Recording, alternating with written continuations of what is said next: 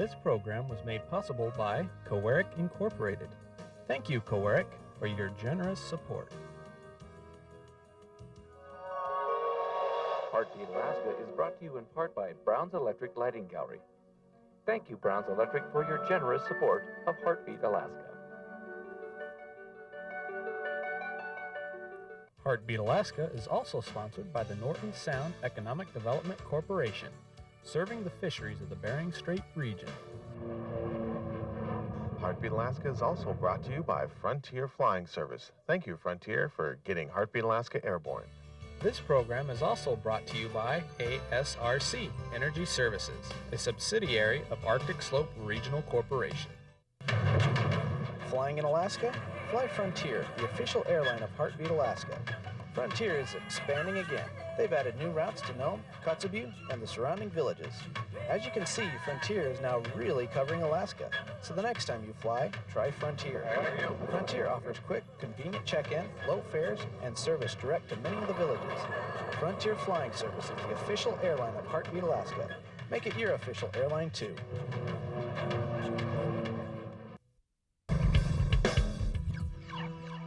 Turn it up! Now's your chance to get that home improvement project you've been wanting to start finished. Because at Northern Interiors, we're having a store-wide sale. Choose from our beautiful selection of kitchen cabinetry and countertops from 10 to 50% off and get professional installation completely free of charge. Durable laminate flooring is on sale now for only $1.79 per square foot.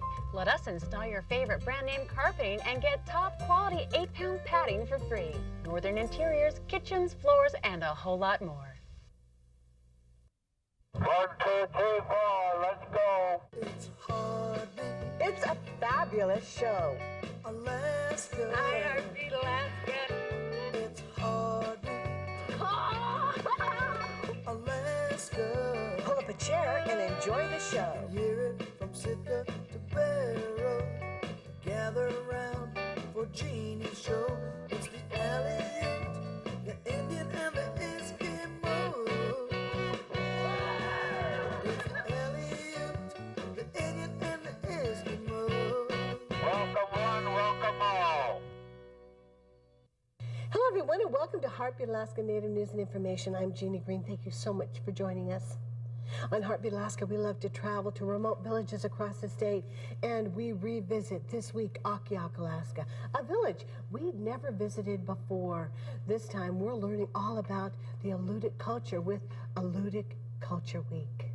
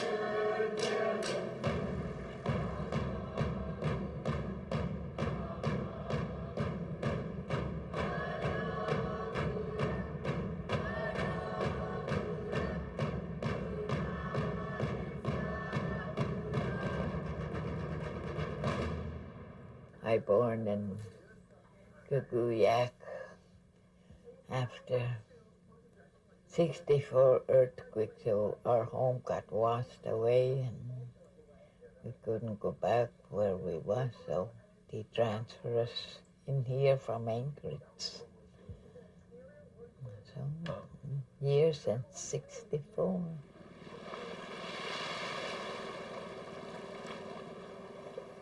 Located on the southern tip of Kodiak Island, nestled inside Alutiiq Bay, sits the Alutiiq village of Akhiok. It's a small community that has survived through a subsistence lifestyle that has been continually passed down over the centuries. If you've never seen one of these before, you might ask what you're looking at. The inside of a sea urchin. And all you eat is the eggs, the roe of the urchin. Can you explain what it really tastes like? What do you think? It's nothing compared to what you taste anywhere in American food. People always ask what it tastes like before they try it. And you can't really explain it unless you try it. It has its own taste. It's salty and sweet at the same time. Creamy and... Each one of them have their own particular taste. Some of them taste different. Yeah, some taste like food. Some are saltier than others. You can tell some of them are get sweet. different textures. Some are firm. Some are mushy. We usually get them before the full moon because they get empty after the On the full moon, they release their eggs. Oh no! This is called a badarki.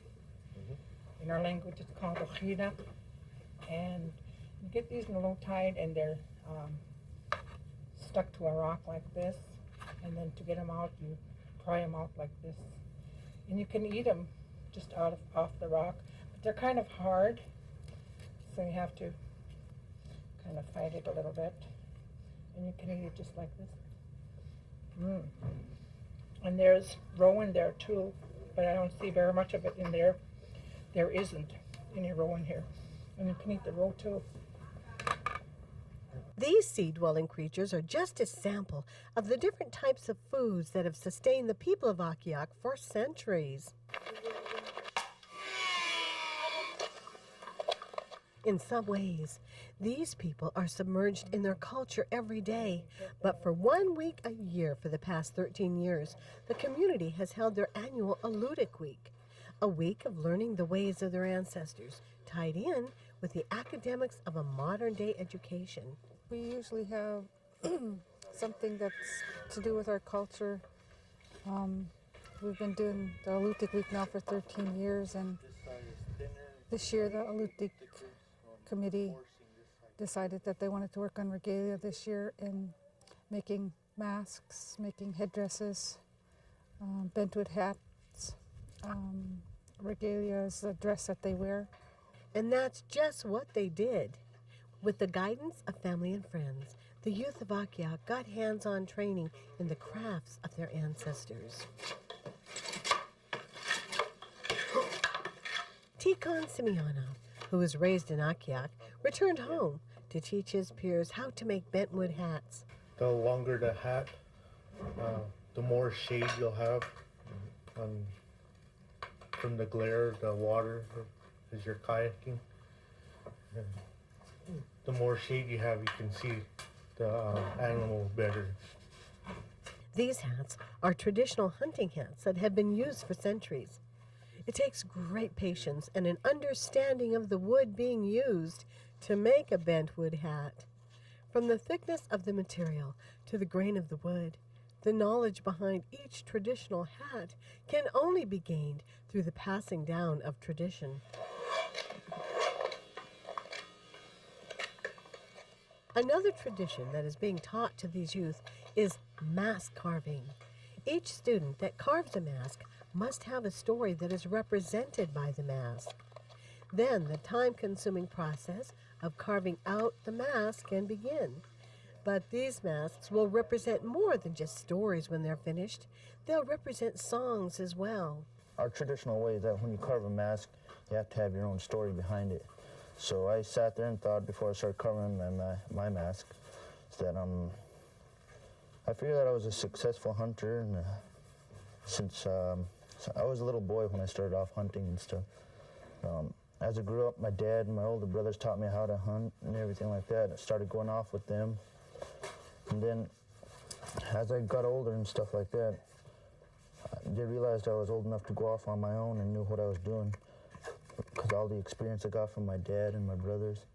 So as years went on, I became a successful hunter, a fisherman. So that's what this mask resembles, a successful hunter and a fisherman. So, yep, it's going to be part of our dance group, so I'm going to make a song out of this mask in my own words. The children put the words together, the elders together and put the words together in agreement. We all had different ways to do it, and then we came to an agreement as to how the wording is.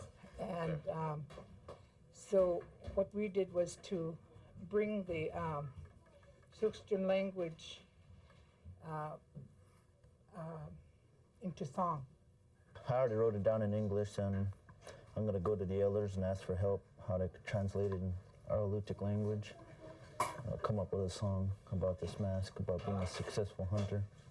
While some masks may represent the lessons of life, other masks hold stories of personal experiences and the value of life.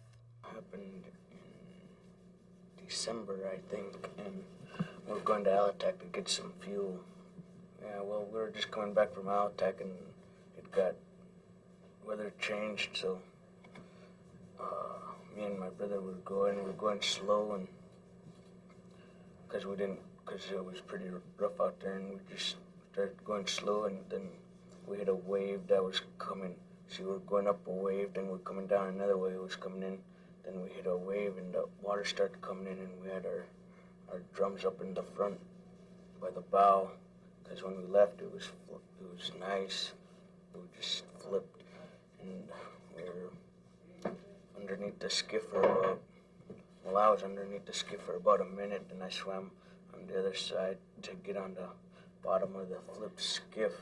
Then we were drifting to the beach. We were on the bottom of the flipped skiff for about half hour, 45 minutes, trying to get to land. And when we got to land, we tried to start a fire, but my brother's lighter didn't want to start. Then we were sitting there trying to light it for about 10 minutes. Then I heard a skiff coming in and waved them down over that we're over here. Then I noticed that it was Roy and Spurton coming to rescue us. Well, this is a bird mask, an owl. You can see by the shape of the nose, mouth, the beak part. I started this a few years ago in another village, and I didn't have time to finish it. And now, even though I have a lot more stuff to finish, I'm trying to finish this what I can and have more masks for our dancers. And I'm still trying to think of a story. Right now, I'm just trying to focus on finishing it first before I do the story. So when I'm finished, I can look at it and try to figure out the story for it and go from there. We've been working with Akhiok for the past 3 years in promoting traditional knowledge. As a museum, we have a lot of information that we're starting to bring back to Kodiak, and we want to share it with each of the villages. And over the last 3 years, we've been teaching carving. First year was small little wooden masks. The next year was hunting tools, and then this year I called the villages to see what they wanted, the students wanted, and they wanted to do full-size masks.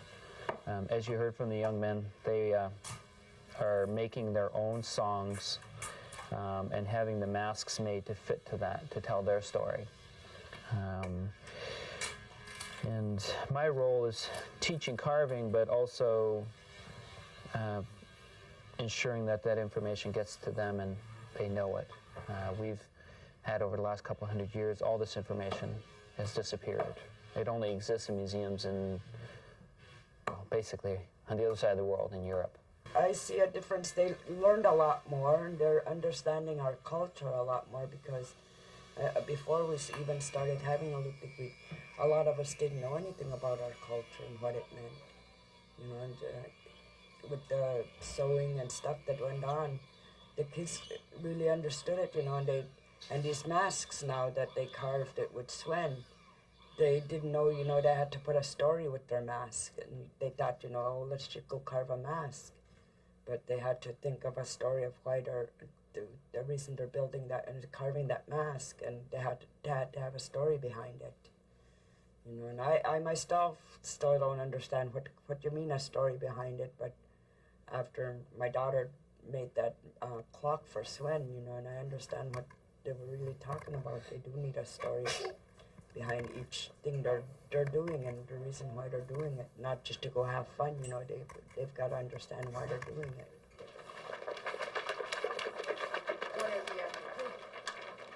They're just getting the skin and softening out so we can make some purses for pouches or purses or whatever you call them. Out of fish skin, we're just smoothing them out right now.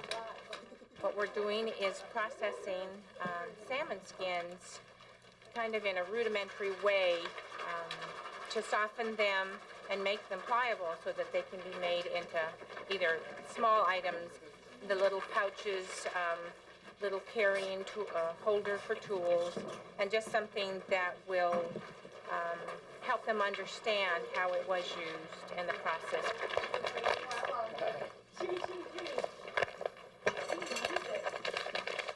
Throughout these days, they've been oiling them, rubbing them, and then working them together.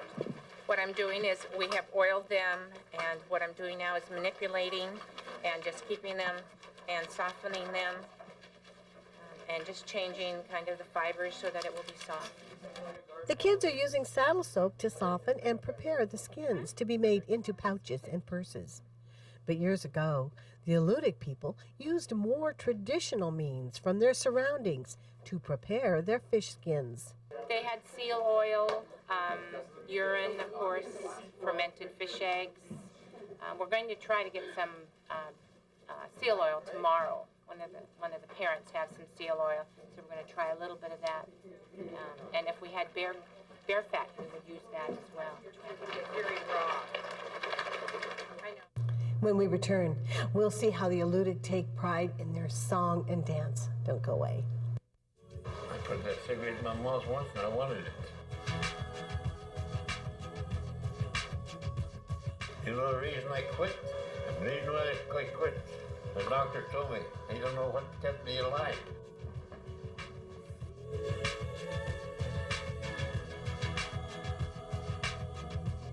Make up your mind you're going to quit. That's what I did. I hope other people can do the same thing. In the 1890s, pioneers carved a railway through the rugged mountains between Skagway and the Klondike. More than a century later, the White Pass and Yukon route still makes this legendary run.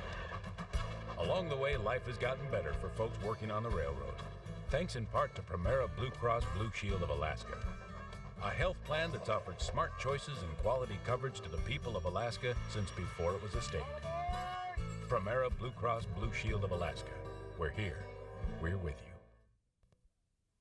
There are two sides to a man. One side is the animal, nothing but selfish pleasure. You know, the kind of man that leaves women and children alone. But the other side, now that's honorable. It's a part of you that desires to do what's right and always do your best. When you make a decision to wait to have sex, you've chosen honor. You've chosen not to expose anyone to pregnancy or disease. Because you're more than just sperm and child support. You're a man, now animal or honorable. What side controls you? It's the Alutiiq, the Indian and the Eskimo. It's the Alutiiq, the Indian and the Eskimo. Welcome one, welcome all. Alutiiq Week is a time to look back at the past. To look back at the past and carry it forward to the future. And one of those ways is with traditional song and dance, a timeless way that our native people share their culture through joy and movement.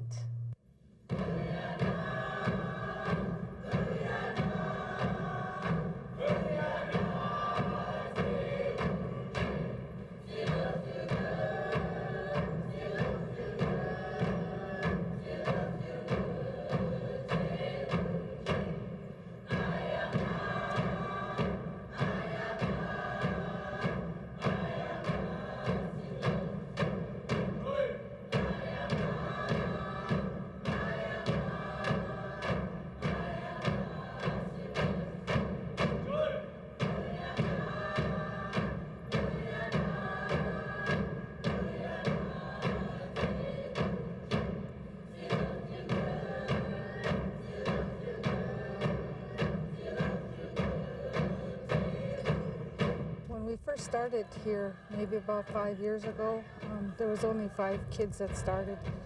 They were really wanting to dance, so some of the kids in the community and I kind of went ahead and started making regalia. We made about 10 one summer in a 2-month time period. And then the dance group kind of has grown to like the 27 that we have maybe now. It was very small when it first started, and I think this is the biggest it's ever been. And they're really enjoying their dancing. The dance group here, the Kazupuk, or the Akhiok dancers, they have more spirit than I've seen in any other Alutiiq dancers. It's the biggest dance group I've ever seen for our people. And just as many as there are, I think they said, 27? And they all have the desire to do it, to want to do it, to want to learn more. And what they're doing differently that I've seen anyone else is they're making their own songs. Yeah, they are just amazing. I just was stunned when I was watching them. I was just like, wow.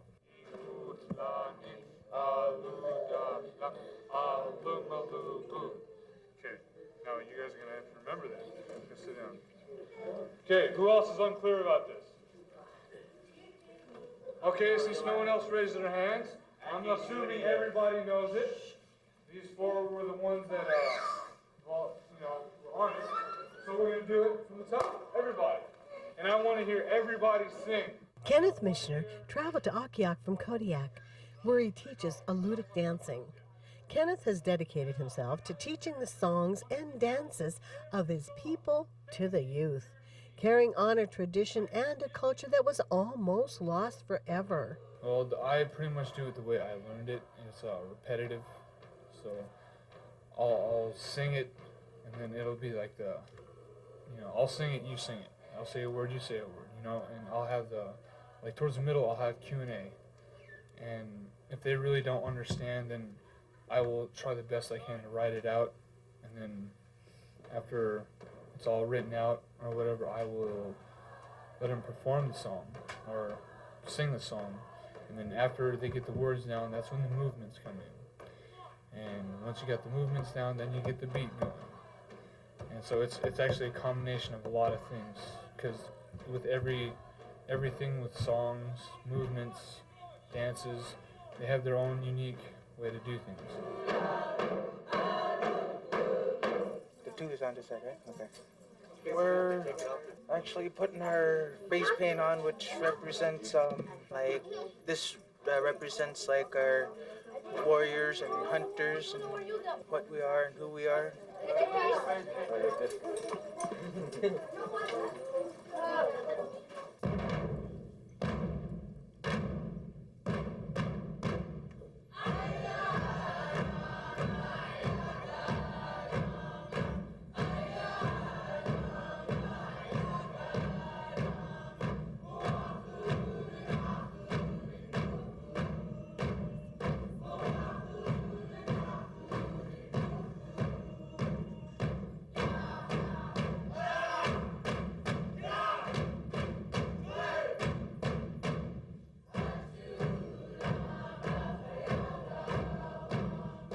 Makes me feel pretty good. I'm actually happy for the dancing and keeping my heritage alive, my culture. What we did was this last song that we just made, or the elementary made, they did it in English, and since there was going to be a lot of elders here, they translated it into Alutiiq for us, and they kind of came up with the moves for us. I never thought they'd bring it back, but somehow someone thought about it and studied it and read about the dresses they wore for dancing, and it was just beautiful and wonderful, and how fast they learn, and it's just really interesting. Two-pointer.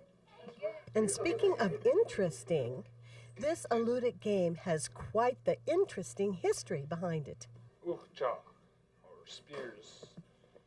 From my vague recollection of this game, what I was told was this was a gambling game, and they would gamble pretty much anything they had, from slaves, wives, kayaks, houses. Depends on skill, I guess. I don't know. Okay, here the other team just hit the whale. He hit right on the top on this side of the line as 2 points. He almost got the blowhole, which is 5 points right there. So just right outside the blowhole, so we'll count that as 2 points. It's right here. This half of the whale is 2 points.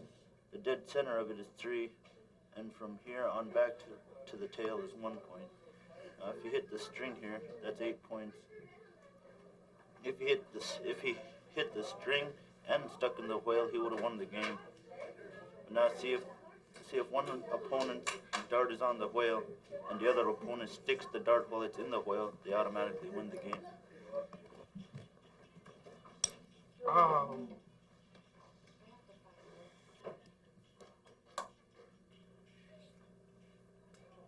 Yes. Whether it be games, crafts,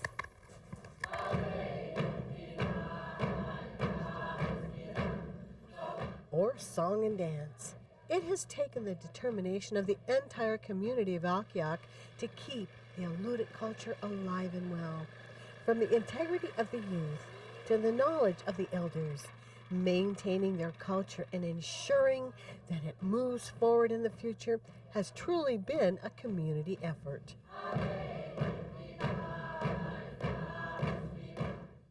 Thank you everyone for joining us, and thank you everyone in Akhiok, Alaska, David Eluska, and the council members that brought this program to you. Sharing hearts, that's what our native people have. And this is Heartbeat Alaska, sharing news every week with you and for you. God bless you. I'm Jeanie Greene. We'll see you next week. To purchase a copy of this program, have your credit card ready and call area code 907-563-7440.